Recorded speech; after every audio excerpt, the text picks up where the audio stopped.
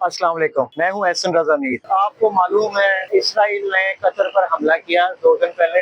आइंदा के 24 घंटे जो है बहुत इंपॉर्टेंट है। जितनी गल्फ कंट्रीज हैं उनको अब एहसास हो गया है कि जो है अमेरिका के कतर में मौजूद होने के बावजूद भी कंट्रीज जो है वो सेफ नहीं है इसराइल से। जो कतर में 10,000 अमेरिकी फौजी मौजूद हैं, लेकिन वो इसराइल का जो अटैक है वो नहीं रोक सके। सऊदी वली अहद मोहम्मद बिन सलमान कतर पहुंचे हैं और उन्होंने कतर के अमीर उनसे मुलाकात की है।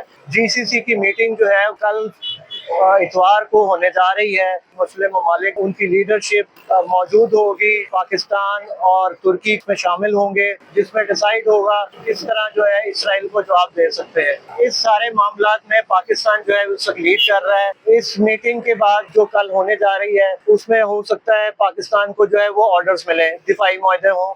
ये भी इंफॉर्मेशन है कि कुछ कतर में कुछ हिंदूज पकड़े गए हैं जो कि इंफॉर्मेशन रॉ को भी दे रहे थे और मोसाद को भी दे रहे थे। मिडिल ईस्ट कंट्रीज इस बार पे भी गौर करेंगी कि ये तुर्की और पाकिस्तान से जो है वो किस तरह हेल्प ली जा सकती है सारे मामलात में। इसराइली वजीर आजम ने पाकिस्तान को डायरेक्ट थ्रेट दिया है, जिसके बाद इस खित्ते की जो है सिचुएशन वो चेंज होती नजर आ रही है।